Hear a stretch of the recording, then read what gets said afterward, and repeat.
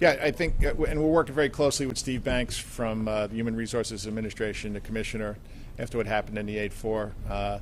Our immediate fix was to make sure that we do have a patrol supervisor respond. I think it's important. It's in the best interest of our police officers, and it's the best interest of the clients that go into HRA that we have a supervisor to go in there to handle things the way they need to be handled. How would that have made that situation different? I think they're, I don't want to go, I mean, I've spoken about this at length, but to have a sergeant there, to have somebody with a little bit more experience, hopefully it would have prevented the whole incident from happening. Yep. Now that the mayor and the governor have come out in support of legalizing marijuana, I wonder what your response is to that, your reaction, and how would a police force prepare for that? Yeah, this is something that obviously we've been thinking about for a while now. If you see the steps we've taken in New York City over the last few years, we're now giving out summonses for possession. We're also giving out summonses for burning in public, which is a big change for what we've done in the NYPD. And moving forward, we know what's coming. Obviously, you would probably assume that I do have some concerns. I have some concerns about people that are under 21. I have some concerns about the black and gray market, and one of my most serious concerns is about while driving impaired, because everybody knows it's not an instantaneous test for that now, and it requires drug recognition experts, and we're going to need some time to get more people up to speed. Yeah. Two questions. First is a follow-up on marijuana. I was wondering if most of your narcotics dogs are currently trained on marijuana, if that's a concern about retrain or an expense to get new animals. Yeah, it is. You did your homework. Good question. Yeah, it is. It is a concern of ours, and we're working with our narcotics units. We're probably going to have to end up getting new dogs. How many dogs is that? Right now it's 12. Yep. To follow different question. Any update on Virgil's Real Barbecue stabbing? There's the ice pick stabbing. Dermot, you have anything on that? Which one is that? I'm sorry. There was the ice pick stabbing, Virgil's Real Barbecue. I guess you guys said two victims knew each other, and you ran to his sister's apartment. Do you have an update on that? No, I'm going to have to get back to you on that. Okay. Rocco? Also, Chief, just could you fill us in on the two Bronx murders overnight, and also the two bias cases from, like, it was Monday, both in Manhattan? Sure. So I'll start with the Bronx last night on the overnight in the rain. First one we had in the 4-3 precinct, we had an individual, Rocco, still pretty fresh, shot and killed, unfortunately. Not a lot of details yet on this, whether or not there's gang involvement, whether or not there's narcotics involvement. There was some marijuana recovered, close proximity to where the homicide occurred. Whether that has any involvement in this case, it's really a little preliminary. So that one is a little bit fresh. When you look at the 42nd precinct, we had a shooting overnight. What's concerning is we've had a number of shootings this month. They're down in shootings this year, but we've had a number of shootings this month in the 42nd precinct. Several of them are clustered close to each other. So we're looking very closely at that. What, if any, involvement are they related?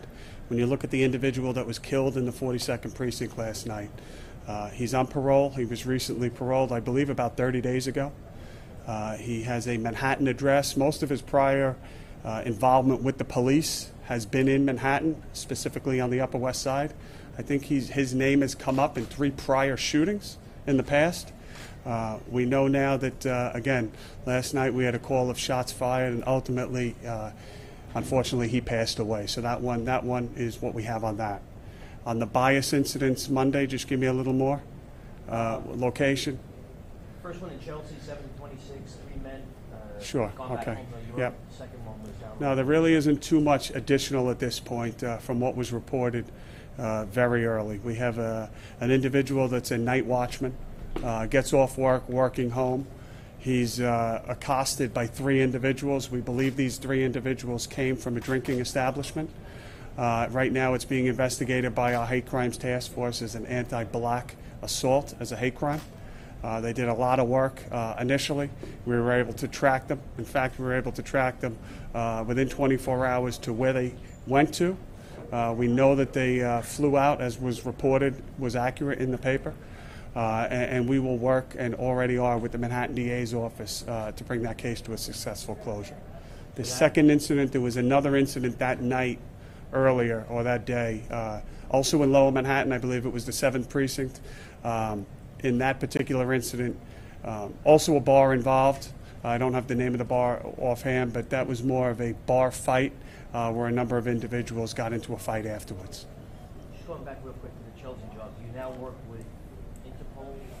Yeah, I'm not going to say. Land, wherever they're from? Yeah, we will do everything within our power to make sure we believe we have the 3 individuals identified.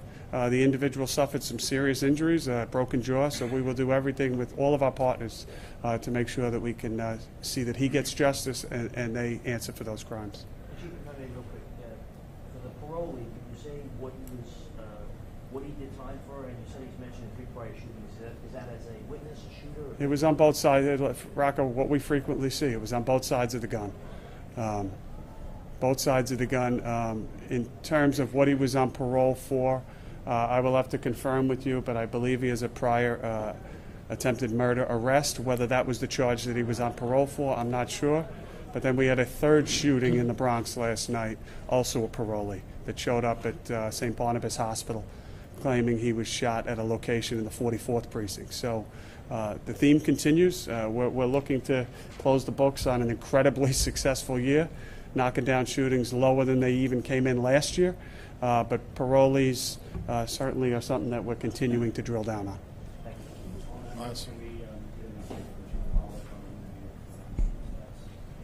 No, we're going to wait. I'm going to wait till next week. It was a good try, though. We're doing well. We're as of this morning, we're down in homicides, we're down in shootings, and we're down in overall crime for the year. So there'll be a lengthier press conference.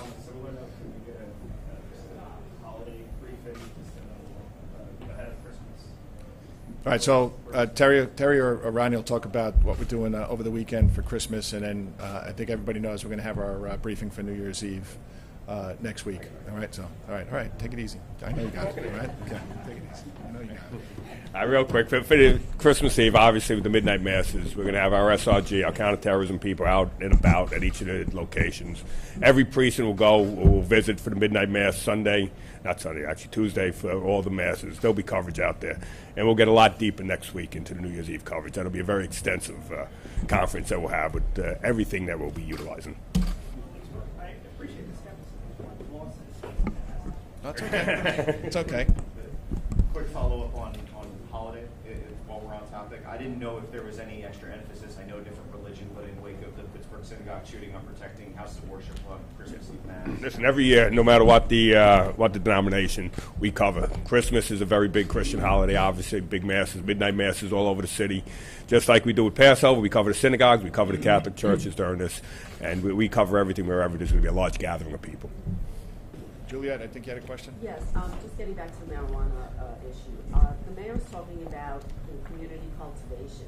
What input would you have with him and on that? How would that work parameter-wise, or how would you police that? And that's another one of our concerns, and we are working with the mayor and the mayor's office to make sure as we move forward with this, we do it thoughtfully and carefully, because as you know, my concern is public safety, and we've had tragic incidents with homegrown. We had Chief A was killed up in the Bronx, so this is something that we have to think about very thoughtfully.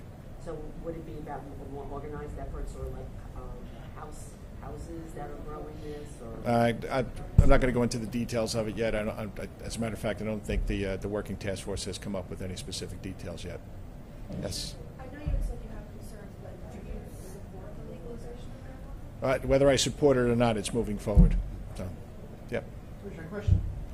We posted a video earlier this week of an officer writing a ticket to a cabbie for making an illegal turn.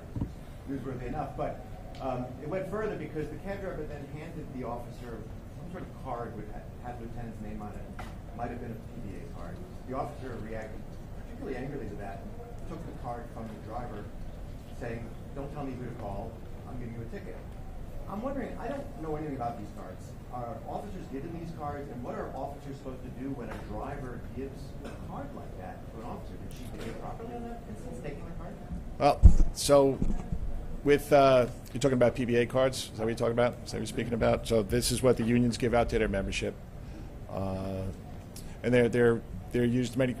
Listen, it's important that we have family members. It's not used to gain anything. It's just a recognition that if something happens to you, that you're a family member of somebody that's in the police department.